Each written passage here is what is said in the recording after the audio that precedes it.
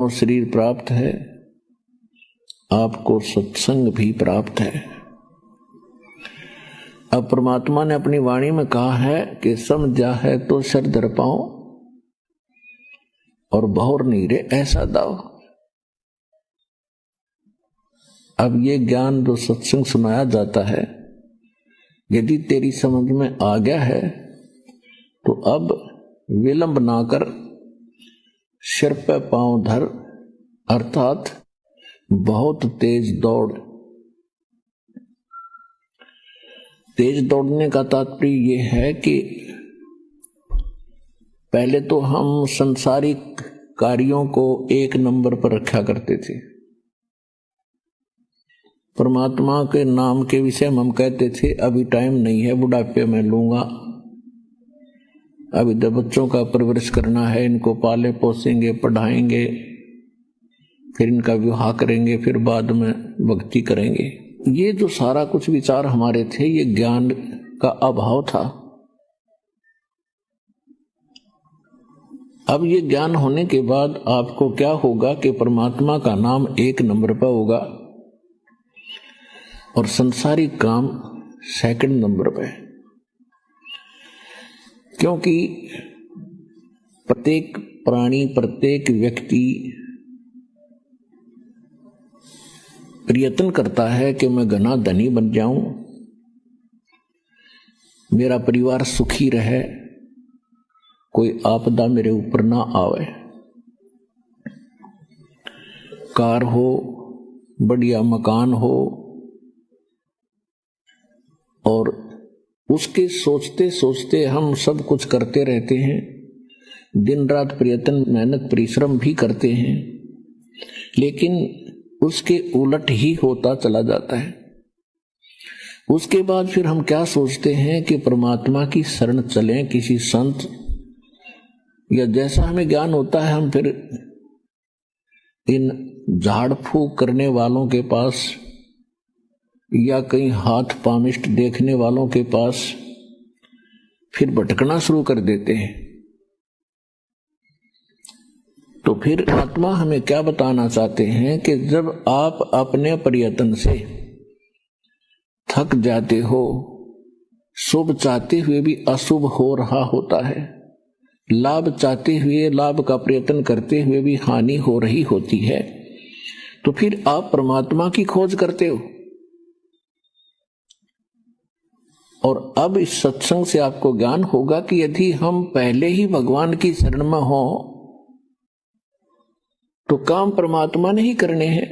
जब हम थक चुके तो परमात्मा की खोज में चले, अब परमात्मा आपको सहज में मिल गए। तो यहां परमात्मा हमें बताना चाहते हैं कि यदि आप पहले से ही हमारे साथ हो जाओगे तो काम तो सारे परमात्मा ने ही करने हैं। आप अपना प्रयत्न करके जब थक गए तो परमात्मा की खोज को चले।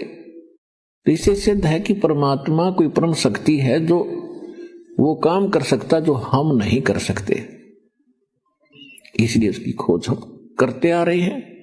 अभी तक हमारे को ये निर्णय ही नहीं मिला था कि हु इज गॉड, वो परमात्मा है कौन, जो जिसके विषय में हम सुनते आए हैं, अंधे को आंख दे, कोढ़ी को काया, और बांझ को पुत्र दे, निर्धन को माया। हु इज ही गॉड, वो कौन है, वो परमात्मा। तो आज ये निर्णय हो चुका है कि वो परमात्मा कबीर देव है। वेदों में उसको कबीर देव कहते हैं। देव माने परमात्मा और कबीर माने कबीर। हम कबीर साहब कहते हैं, संत लैंग्वेज में उसको, संत भाषा में हम साहब कहते हैं, और अन्य भाषाओं में उसको भगवान, अल्लाह, खुदा, गॉड कहते हैं। तो वो अल्लाह अकबर, अल्लाह कबीर, गॉड कबीर, कबीर देव, कबीर साहब, ये वही परमात्मा है जो हमारा जनक है, हमको सब सुख देता है और हमारे सब दुखों का निवारण करके हमारे कर्मों के बंधन को काटकर सतलोक ले जाता है। सतलोक वो स्थान है जहां हम रहा करते थे, जहां आप सभी रहा करते थे। वहां किसी वस्तु का अभाव नहीं है, वहां कोई दुख नहीं है, वहां मृत्यु नहीं है, वहां वृद्धावस्था भी नहीं है। तो ऐसे लोक को छोड़कर हम इस गलत लोक में आ गए। अब हम यहां सुख खोज रहे हैं। ये हमारी भूल है कि हम इसे लोक में, इस दुखदाई लोक में सुख की खोज कर रहे हैं। यहां सुख सपने में भी नहीं हो सकता, किसी पूरी पृथ्वी के राजा को नहीं हो सकता, और किसी भी अन्य आइटम से आपको सुख नहीं हो सकता, क्योंकि यहां वो सुख है ही नहीं। हमने दुख, भारी दुख से और हल्के दुख को सुख मान लिया। किस प्रकार? जैसे एक व्यक्ति के 3 पुत्र थे, उनमें से एक की मृत्यु होगी। वो बेहाल था, रो रहा था, सांत्वना देने वाले लोग जा रहे थे, समझा रहे थे। उन सांत्वना देने वालों में एक ऐसा व्यक्ति भी था जिसका एक ही पुत्र था, और वो भी 2 वर्ष पूर्व मृत्यु को प्राप्त हो चुका था। तो वो सांत्वना देने वाले, समझाने वाले व्यक्ति उसको कह रहे थे, भाई देखो, इसको देखकर सांत्वना कर ले, इसको देखकर जी ले। इसका एक ही पुत्र था, वो भी भगवान को प्यारा हुआ। तो उस व्यक्ति ने फिर देखा उस व्यक्ति की तरफ जिसका एक ही पुत्र था, और वो भी मर गया, और वो भी जी रहा है आज ठीक ठाक अपना प्रत्येक क्रिया कर रहा है। तो उसको सांत्वना हुई, रोना चुप किया, कुछ रोटी भी खिलाई। तो इससे ये सुख है हमारा। क्या वो पुत्र जीवित हो गया? लेकिन उसने ये मान लिया, हे भगवान, इससे तो मैं सुखी हूं, मेरे 2 तो जीवित हैं। तो परमात्मा कहते, झूठे सुख को सुख है, तू मान रहा मनमोद। ये सकल जबीना काल का, और कुछ मुख में कुछ बोध। साथी हमारे चले गए, हम भी चालन हारे, कोई कागज में बाकी रह रही, ताते लगी है वार।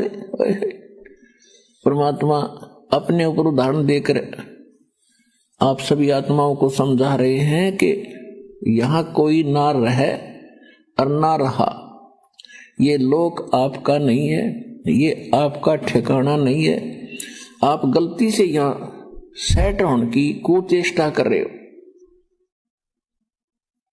उदाहरण देकर परमात्मा बताते हैं, पृथ्वीपति चकवे गए, जिनके चक्र चलंत, रावण सरीखे कौन गिने, ऐसे गए अनंत। सर्व सोने की लंका थी, वो रावण से रणधीरम, एक पलक में राज विराजी, जम के पड़े जंजीरम, मन तो सूखे सागर बसरे, भाई और न ऐसा यसरे।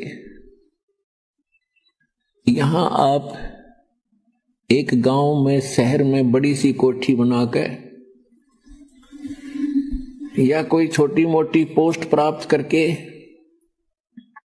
या मंत्री, प्रधानमंत्री बन के आप ये सोच बैठे हो कि मेरी बहुत महिमा होगी।